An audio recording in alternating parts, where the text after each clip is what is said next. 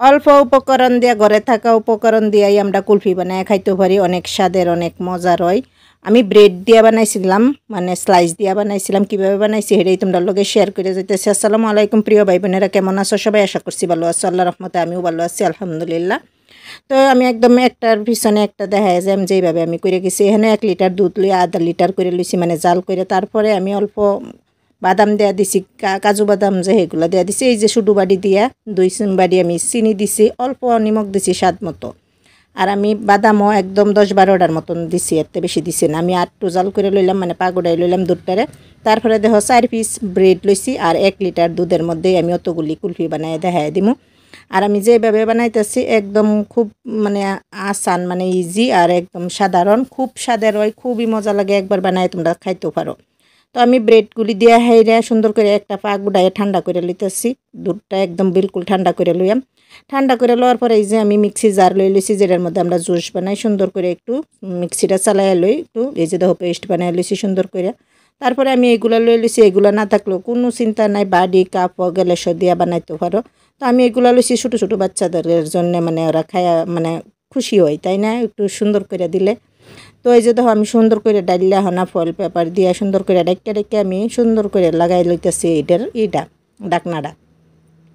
আমি একদম step by step দেখাই দিলাম। আমি যেভাবে একদম করছি ঠিক এইভাবে যদি করো তো খুবই স্বাদের হইব। তোমরা দুধের মধ্যে দুধ পাউডারও দিতে পারো, আরও বেশি স্বাদ হইব। কিন্তু আমি একদম খাঁটি গরুর দুধ আসছিল, তাই 1 লিটার দুধের আমি আধা লিটার করে জাল করে লইছি, যাতে জালের মধ্যে স্বাদটা থাকে দুধের। এটা তো সবাই জানো। আর ওই যে দেখো বাটি লই লইছি, আমি কাপ লই লইছি, এগুলোর মধ্যেও বানায় লইতেছি। তারপরে আমি সারাটা রাত রেখে দিম, মানে ওভারনাইট রেখে দিম। সুন্দর করে আমি যে ফল পেপারটা গুইরে একদম ওভারনাইট রেখে দিম, সারা রাত রেখে দিম। শুধু এই যতক্ষণ আর হি কুলফিটা জমতে সময় লাগে, নাইলে একদম খুবই আসান আর ইজি। আর একদম কম সামান, যেগুলো আমরা গড়েই থাকে, দুধ থাকে, স্লাইস থাকে, মানে ব্রেড থাকে। আর বাদাম না থাকলে কোনো কথা নাই, তবু খুব স্বাদের হবো। তো এই যে আমি পরের দিন সকালে একদম সুন্দর করে বাহিরে লই লইছি। মানে আমি বিকালবেলা রেডি করছিলাম আর রাত করে, মানে সারাটা রাত রেখে দিছিলাম। তো এই যে আমি সকালবেলা এই যে বাহিরে তোমাকে একটু দেখাই দিতেছি। দেখো কত সুন্দর রয়েছে কুলফিগুলি। মটকা যদি হইতো একটু ভালো হইতো। এটা আমার একটা কাপ, এটার মধ্যেই দিছিলাম। তো দেখো কত সুন্দর করে হয়ে পড়ছে কুলফিটা, আর খাইতে অনেক মজা লাগছে। ব্রেডের কোনো সেন্ট থাকে না, কোনো কিছুই আর দিবার দরকার নাই, ব্যবহার করার দরকার নাই। একদম এইগুলি দিয়েই সুন্দর কুলফি হয়। তো এই যে তোমার একটু একটু দেখাই দিতেছি আমি। খুব স্বাদের হয়েছিল। এই যে গইল্লাও যাইতেছে, মানে বাইর করার লগে লগে, এত গরম ছিল বাপরে।